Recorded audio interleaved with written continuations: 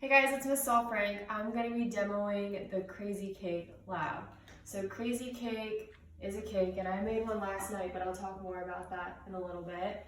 It's a cake of many names. So there's Wacky Cake, some people call it, and another name for it is the Great Depression era cake. And the reason behind that is because during the Great Depression, certain ingredients became scarce. So milk, eggs, and butter were rationed for soldiers and weren't as readily available for just the general public.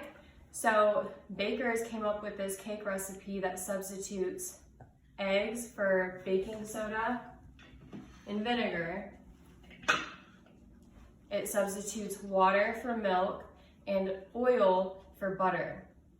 So the reason why the vinegar and baking soda work is because if you think about eggs, when you cook eggs, they get fluffy, they give the cake air, they help with that spongy texture kind of. And when we add baking soda to vinegar, you guys probably know what it happens, but all of these bubbles form. So this is a chemical reaction. So just like baking in general, when you put things in the oven, when you apply heat, chemical reactions occur. So this is a basic acidic chemical reaction. So this is what's going to help create the air bubbles in our cake and keep it light and fluffy. Move this aside. And then the milk is pretty self-explanatory. We're just substituting basically a free liquid for a liquid that we would have to buy at the store. And then the oil is a cheaper version of butter, but it's still adding that fat to keep the cake tender. Okay, so we're gonna get started. If you guys have a lab kit, this is what your lab kit's gonna look like. I'm gonna unpack it real quick and explain a few things. So here you have a little container of baking soda. In this baggie, you'll have your vinegar and your vanilla. In this baggie, you have two separate containers of oil. There's 3 tablespoons in one and 2 tablespoons in the other. Use both of these containers of oil when you're making your crazy cake. You got sugar, flour. This flour has not been measured for you, so make sure that you're measuring it yourself so you have an accurate amount of flour. And then powdered sugar. This isn't going to go into your cake, but this is going to be used to decorate your cake however you choose to do so. So I'm going to pack these back up real quick. I have all my ingredients mise en place. Do you guys remember what mise en place means? It translates to everything in its place. So when I mise en place, I'm getting out my ingredients, my equipment. I'm making sure that what I have is readily available at my fingertips, so I'm not running around the kitchen trying to grab everything. So I think that's important. I'm going to set this over here. Right, I have my recipe, the Crazy Cake recipe. You guys will have this too. Make sure that if you are adding special ingredients when you're personalizing your cake, that you're adjusting the recipe to do so. So the first ingredient is 1.5 cups of flour plus 3 tablespoons. If you're making a chocolate cake and you're adding 3 tablespoons of cocoa powder, omit 3 tablespoons of flour, and that will keep your dry ingredients consistent. So we're gonna start off by measuring the flour. I have my bowl of flour, I have my measuring cups, my 1 cup, half cup, and a tablespoon. I have a spoon and a knife, because if you guys remember, the best way to measure dry ingredients is to take a spoon and to scoop it into whatever you're measuring, mound it, and then using the back of a butter knife to level it off. You have 1. It's a little tedious with a tablespoon, but this is good. It gives me extra time to show you guys. 2. So again, scooping it, mounding it. When you scoop the flour in with a spoon, it prevents air bubbles from filling. So if I go, it's easier to show you with the half cup. If I'm just like going for it and scooping, first of all, it makes a mess, but you can get air pockets under, like in these areas, or if you're taking it and you're pushing it up against the side or whatever you're scooping it into, that packs the flour in and creates more flour. So we're gonna use a spoon. Just gently spoon it into your measuring cup. Make sure it's mounted over the top, and then using the back of the butter knife. Okay, just one more time with the 1 cup. So spoon it in.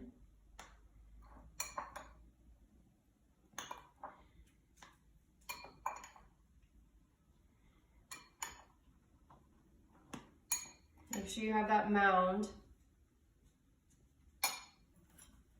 And then the back of the butter knife. Make sure you're not using this side, otherwise you'll create like a little divot in the flour. Then we're gonna add that to our dry ingredient bowl. Okay, so I'm gonna set these things aside, get them out of our way. And then I'm gonna add the rest of the dry ingredients into this bowl. So our other dry ingredients are gonna be our baking soda and our salt. Ooh, I got stuck to the bowl. There you go. And our salt. And then we're gonna have our wet ingredient bowl. So our wet ingredient bowl is gonna have our vegetable oil. And I'm gonna add the sugar to this.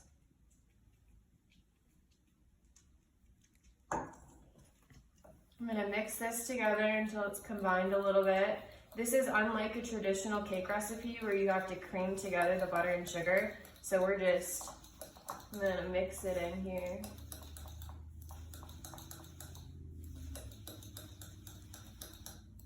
So I just want it combined at this point. And then we're gonna add our vanilla and the vinegar.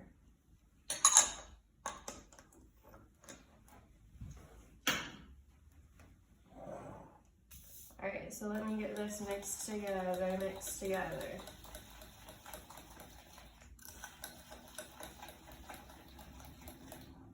All right, and then the last ingredient I need to add to my wet ingredients is the water. So when it comes to measuring liquids, we want to make sure that we're getting down on eye level. I need 1 cup of water, so it's also 8 ounces. I don't know if you are able to see that. So I'm measuring to this line. I need the meniscus of the water line, which is the natural curve of the water line, to be at the bottom of the meniscus, to be at this 1 cup line. So I'm gonna get down on eye level so you can see what I'm doing.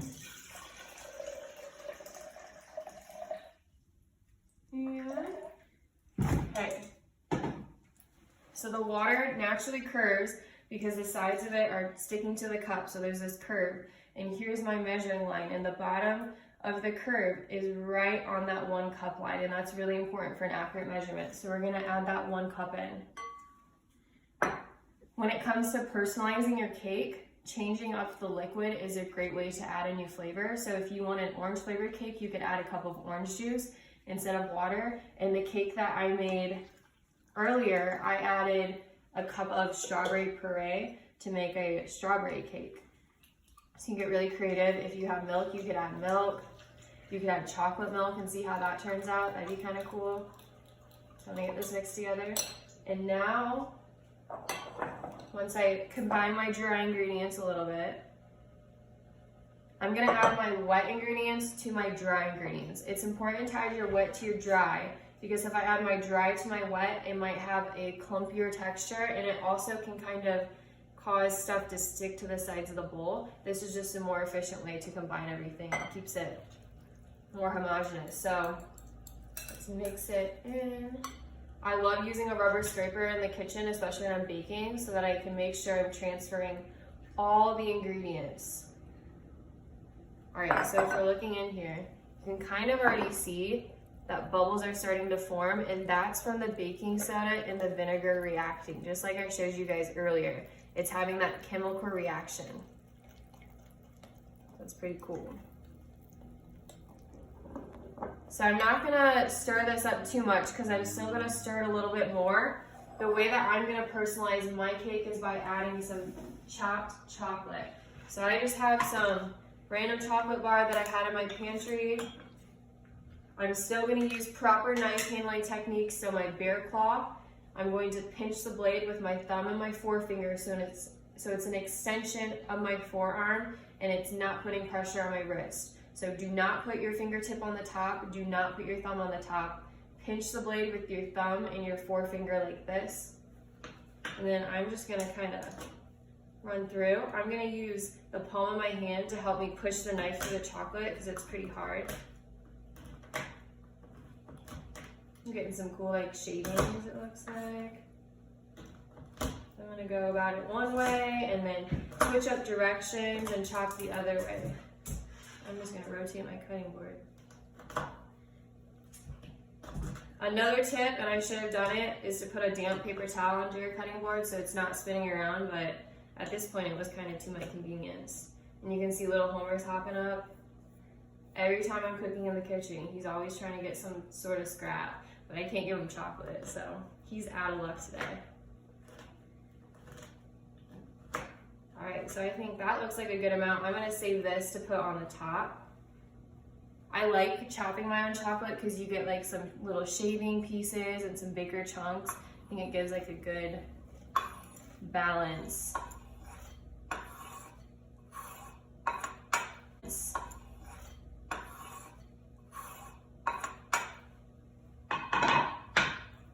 Okay, so I'm gonna get this mixed in. So I added chocolate chips to my cake to personalize it. All right, and now we are going to pour it into the baking dish. So I need to grease my baking pan. The baking pan that I'm using is a little bit bigger than an 8x8, and that's okay. Use whatever you have at home. If you have a square baking pan, use a square baking pan. If you want to make cupcakes, just stick this batter in a little cupcake pan and it'll turn out. The shape of your cake doesn't matter. What is gonna matter is you paying attention to it in the oven. So I'm using a bigger baking pan than the recipe calls. It calls for an 8x8. So I can, if you think about it, there's more surface area at the bottom of this pan to cover, so my cake is gonna be thinner. So with that being said, a thinner cake is gonna take less time to bake. So I need to get this greased. I'm just gonna use a little bit of cooking oil. I'm gonna pour it in. If you have spray, that works. If you have butter, that works good too. And then I'm just gonna get in there with my hand because why not? I think it gives me good control. If you wanna use a paper towel, you can use a paper towel if you don't wanna touch the oil. So we're gonna get that grease. I'm gonna get my hand to rinse so I'm not getting everything all oily. But make sure you grease it well. Get all the corners, get all the edges, all around the bottom.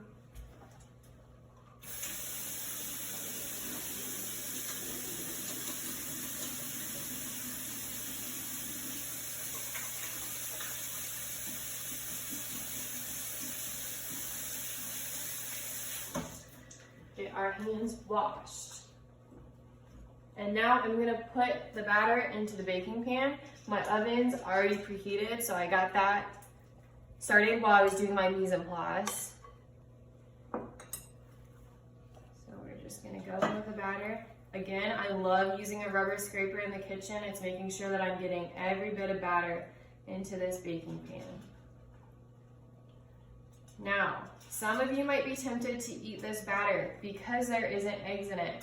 But even though there aren't eggs in the batter, you still want to be safe and cook it before because flour also can contain salmonella.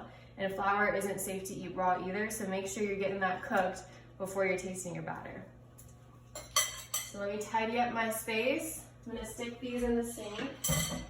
I'm gonna put my cake in the oven. I'm gonna set my timer for 18 minutes. The recipe calls for about 30 to 35, but we'll see where that takes me.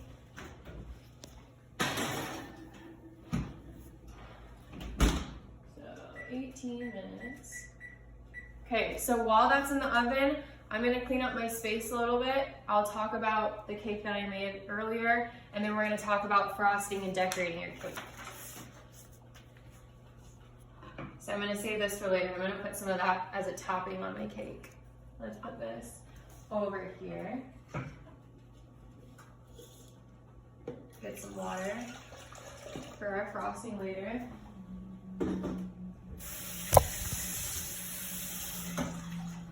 I think it's really important to clean as you cook. It's easier to cook in a clean station. It's less overwhelming. You know where things are. It also makes cleanup in the end a lot easier. So when you're using downtime during cooking, so whether something's in the oven, you're waiting for water to boil, put that time to use. Don't just stand around. Go like this into my hand. When you're wiping off the counter, don't just shove it onto the floor, put it over your hand. I'm gonna sprinkle that in the trash.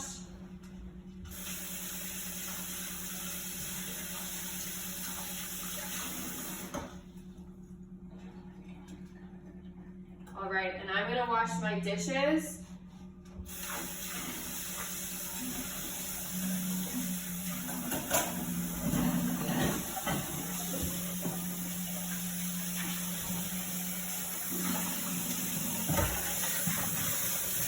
So I'm just using hot water. I'm giving everything a rinse before I'm gonna add soap and start soaping them up. So here are some things I can add to the dishwasher.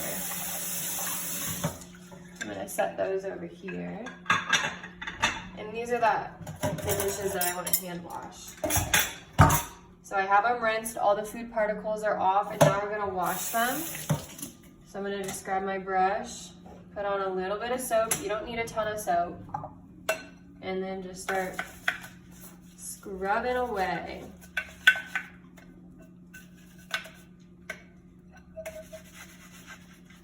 Even though I didn't use the outside of the bowl, I still like to wash it because my hands maybe were oily or sticky or something. And the bowls stack inside of each other. So if I have a dirty outside bowl and it goes inside of another bowl, that inside of the bowl is going to be contaminated. So make sure you're cleaning all the surfaces of your dishes. The outside, the inside, the bottoms.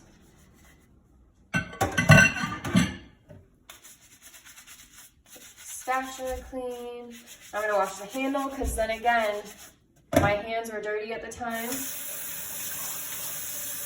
And now I'm rinsing the dishes.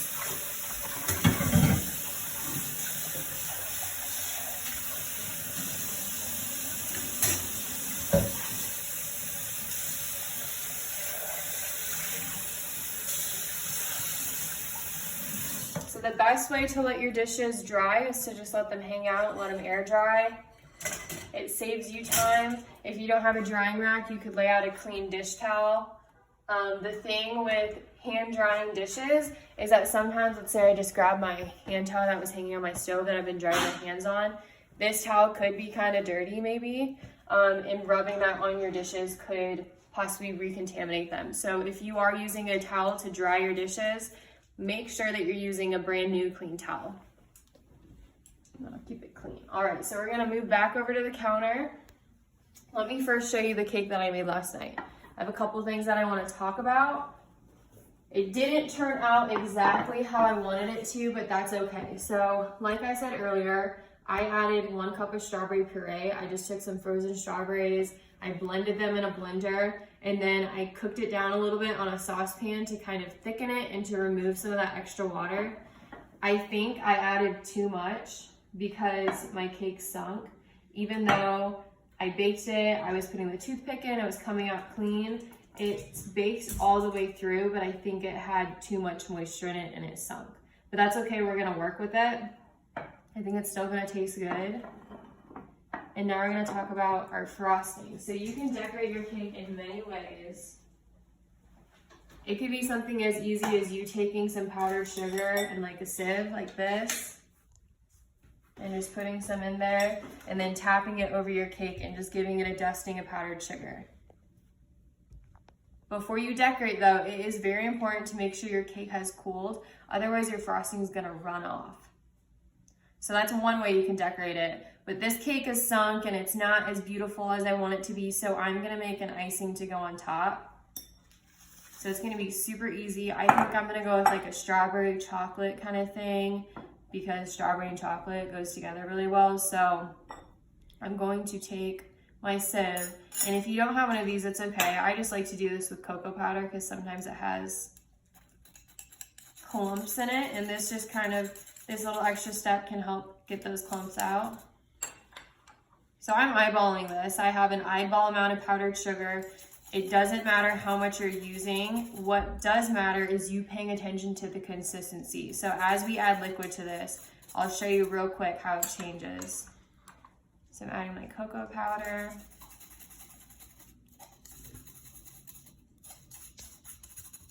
Let's do like one more little.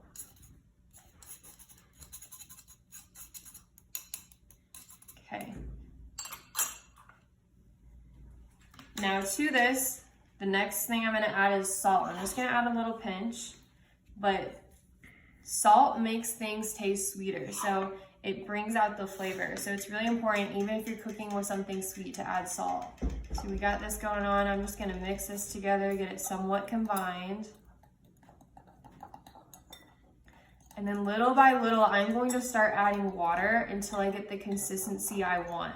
And I kind of want like a pourable consistency. It's gonna be pretty thick and we're gonna spread it around, but it's also gonna be a type of icing that sets up later. So we're just going in with a little bit. I'm gonna start stirring. It might seem like a tedious process at first. Make sure you're doing this gentle so you don't have powdered sugar kind of flying everywhere.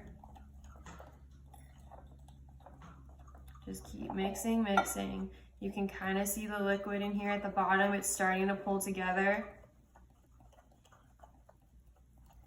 This takes a little bit of patience. I have some powdered sugar still on hand in case I need to add more. You kind of might have to balance it out. If you add too much water, add more powdered sugar. If you have too much powdered sugar, you just need to add a little bit more water. So when you're making your topping, save a little bit extra powdered sugar just in case you need it.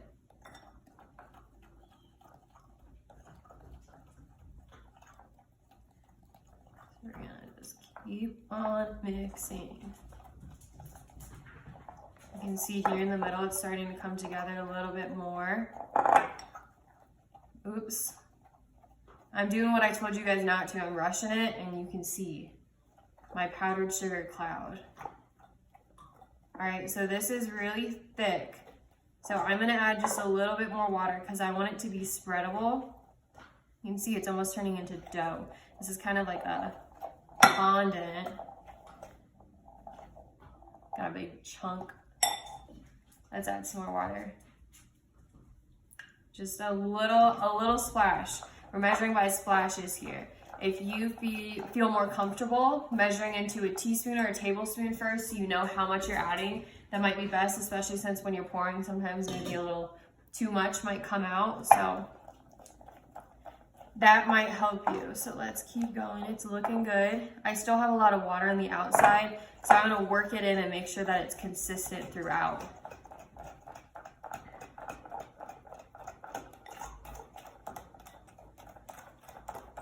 I think this is looking good.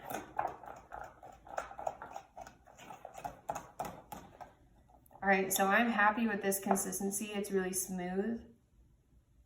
It looks good. It smells chocolatey. And now I'm gonna spread it on my cake. So I'm gonna grab my rubber scraper. It's still a little wet, but that's okay. We won't worry about it. And then I'm gonna grab, I don't have an offset spatula, but I have like one of those little spreading butter knife things. I'm gonna use that. So it's similar to an offset spatula, so it has that little ledge, and it will help me spread on the cake. So I'm just gonna pour this all out into the middle.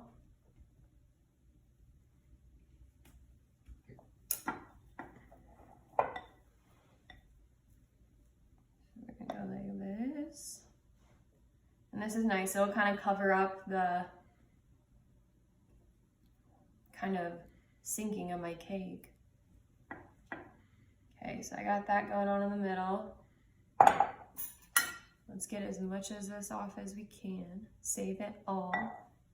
And then I'm just gonna use this and really gently move it around the cake. If you are doing this too forceful, you might actually pull up pieces of your cake and get some of the cake crumb in there, and you don't really want that. So just be really gentle.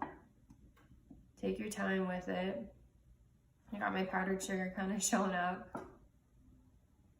Normally, if you're icing your cake, don't add powdered sugar before. I just wanted to show you guys what it would look like with powdered sugar. I'm gonna take it all the way to the edges of my pan. If you want, you could turn this cake out so you could decorate all the sides of it. That's up to you. Got this going on. This is kind of like a relaxing thing to do. It's satisfying.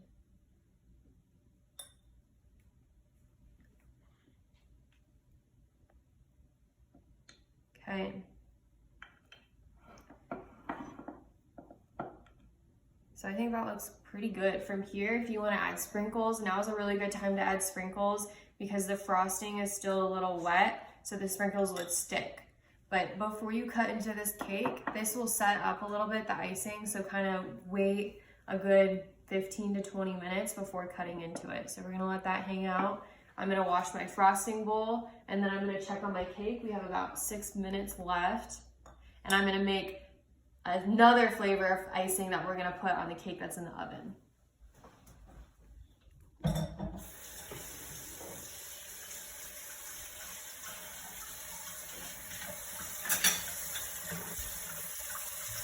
So I'm rinsing it all off.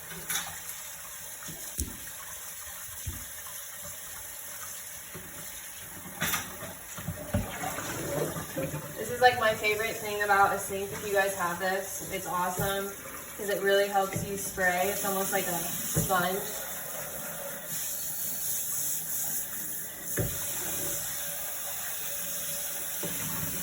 Another advantage of cleaning as you go is that it's easier to clean dishes before the food has set on them. So if I would have let that frosting bowl sit out for a while, it would have hardened to the bowl and I would have had to really work at it. So if you're cleaning your dishes right after you use them, it's gonna be easier, it's gonna be faster, it saves you time in the long run.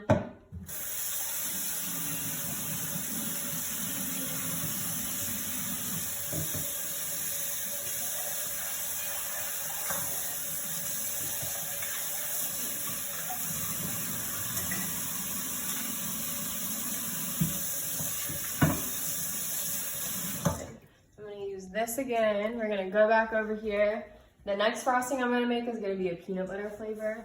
I couldn't decide if I wanted to put the peanut butter on this cake, on the strawberry cake, or on the chocolate chip cake, because I was thinking like a peanut butter and jelly cake kind of sounded good, but I think I'm gonna go with the chocolate chip cake and the peanut butter frosting. So that's where we're gonna go there. So I have some peanut butter, I have some more powdered sugar, I still have my salt, and then we'll add water. So I'm gonna grab this bowl from earlier. It's still a little bit wet, but that's okay. No worries. I'm gonna pour in my powdered sugar.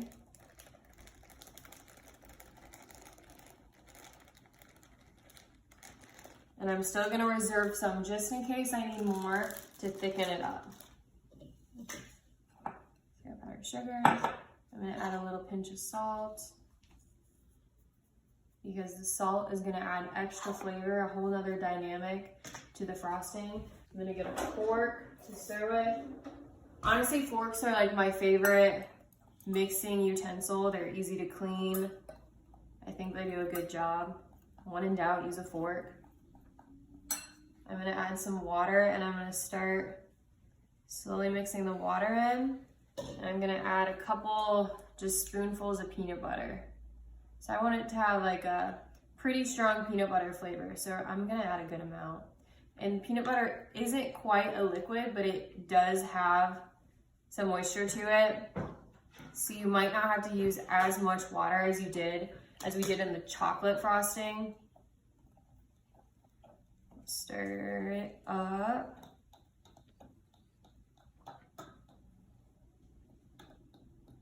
So working slow.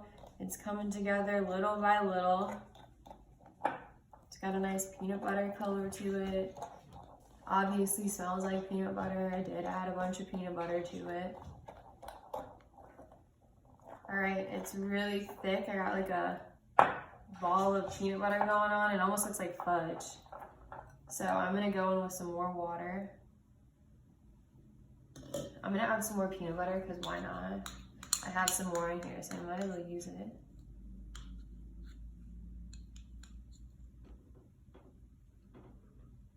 And then Homer's over here begging for a toy, so I'm gonna give him this to keep him busy, so he has something to do. Come here, buddy.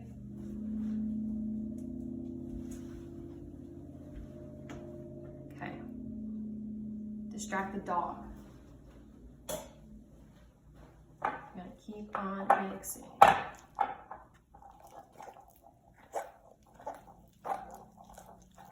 Really thick. More water.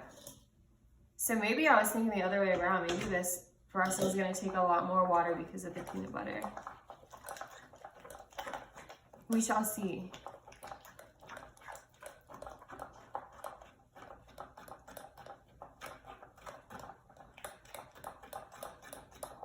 All right, it's looking good. It's still a little chunky. So I'm going to add more water and keep mixing it so it smooths out. But that's looking good. It looks good, it smells good. You can see this frosting is already set up a lot. It's shiny still, that's a good thing.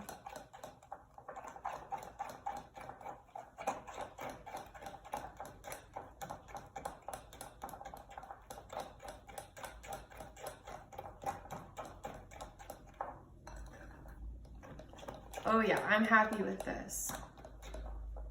So I think this is a good pourable consistency. There's still a couple clumps. So if you keep working it, they'll eventually come out. You just gotta use that elbow grease.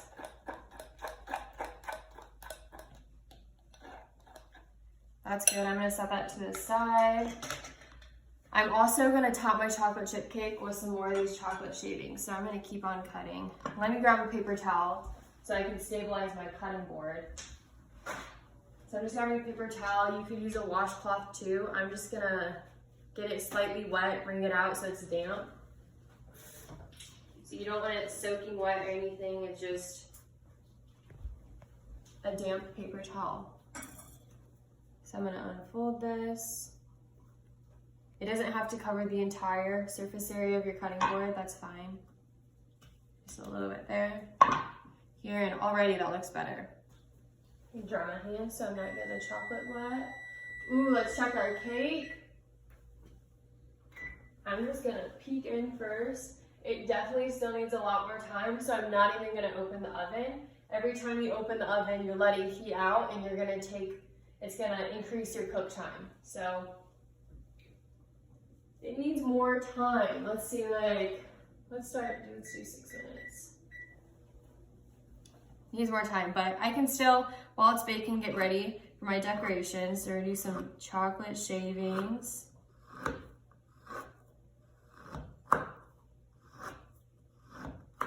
So I'm using my bear claw, protecting my fingertips, pinching the blade with my thumb and my index finger. I think these are gonna look really pretty on top of the cake. It's gonna add a good texture too because the chocolate's a little crunchy. So we'll save that for later. I'm gonna use this multi-purpose and grab some of that powdered sugar I sprayed everywhere. Keeping my workspace tidy. I'm gonna set that aside so when my cake comes out of the oven, I have the topping and I have my little decorations ready. But in the meantime, I think this has set up enough. If you're at home, I recommend you let it set up a little more, but I'm gonna cut into this and see how it turns out. So I'm gonna grab a knife and a plate and a fork, and we're gonna look at this cake. I'm excited to see how it looks in the middle because it did sink. So I'm thinking maybe it might look a little bit dense, but we'll see. We shall see what it looks like. So we got this and this. I'm just gonna cut out a corner. So you can see how it's kind of cracking at the top is where it's set up already, but it's still pretty loose. The first piece of cake is always the hardest to get out, so if it falls apart, it's okay. Just kind of scoop it up the best you can.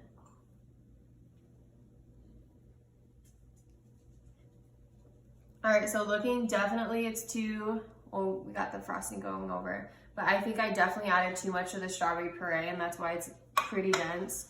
But it still looks good. It smells good. It smells like strawberry. And try it.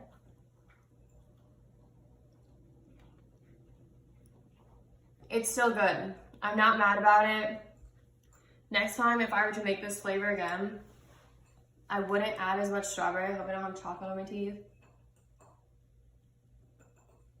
I wouldn't add as much strawberry puree. I was kind of thinking that maybe because the strawberry puree was thicker that I should add more. But no, keep it consistent with 1 cup of liquid, regardless of how thick it is, unless it's like super thick. But some other flavoring ideas, combinations you could do, you could add like a mashed banana if you wanted a banana flavored cake. You could add grated carrot, some walnuts or pecans, some warming spices if you wanted kind of a carrot cake vibe. You could have tons of different frosting ideas. Cream cheese frosting, you could do a buttercream frosting and use actual butter. I just kind of wanted to show you some examples of frosting ideas that are super easy with minimal ingredients. So literally just powdered sugar, salt, chocolate, cocoa powder in one, and peanut butter in the other. It's super easy. So I'm gonna let you guys hang out for a little bit. We're gonna keep baking this cake, and I'll come back to you when the cake's out of the oven. All right, so the cake just came out of the oven. After you take your cake out of the oven, make sure you turn the oven off. That's an easy thing to forget. I know that my cake is done because when I poke it, it bounces back up. It's starting to move away from the edges of the pan a little bit, so it's pulling into itself. It's golden brown, and when I inserted a toothpick in the center, it came up clean. If you don't have a toothpick, you can use a fork. But other than that, you don't even really need to poke it, because if you're pressing down and seeing if the sponge bounces back up and if the edges are kind of pulling away from the sides of the pan, you're good to go. So I let it outside for a little bit because it's chilly this morning and my cake has cooled. It's not completely cool yet, but for the sake of time, I want to get it frosted and show you guys how I'm going to decorate it. So I have this peanut butter frosting that I made earlier. If you can see, it's kind of cracky on the top, and that's because it started to set up. But I'm not going to worry about it. I'm just going to mix it in all together. Let's get it mixed real good, just like we did before. And now I'm going to pour it all on top of my cake. I definitely think this cake turned out better. As you can see, it's an even surface. It didn't fall at all, so that's a good thing. I'm happy with it. I'm gonna pour out all my peanut butter frosting here. Just gonna put it right in the middle. Depending on the size of the cake pan you use, that will affect how much frosting you use as well. So this cake has more surface area than this cake because it's a little bit bigger of a pan. So you might have to use a little bit more frosting or spread it a little bit thinner. So again, just using this little offset butter knife, spreading it to the edges. It's looking good.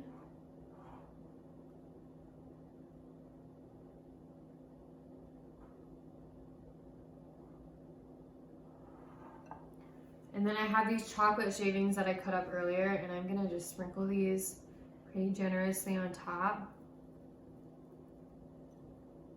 Ooh, that's like a big chunk. You can put however few you want. It's up to you. This is your cake, be creative. I'm gonna leave mine like that. I have some extra and I'll just use that for something else. So here are my peanut butter chocolate chip crazy cake. This one turned out better. You can see little chocolate chips in the bottom here. I'm not gonna cut it yet, but once I do cut it, I'm expecting it to hold its shape and you'll be able to see the sponge. So you'll have the little air bubbles and stuff because the cake rose, and you guys remember what helped the cake rise was the vinegar and the baking soda. That chemical reaction creating that foam, giving us all these little air bubbles that's gonna keep our cake light and spongy. All right, so make sure once you have made your wacky cake to submit a picture of your cake and a picture of your clean kitchen for your lab points, all right? Thanks for watching, guys.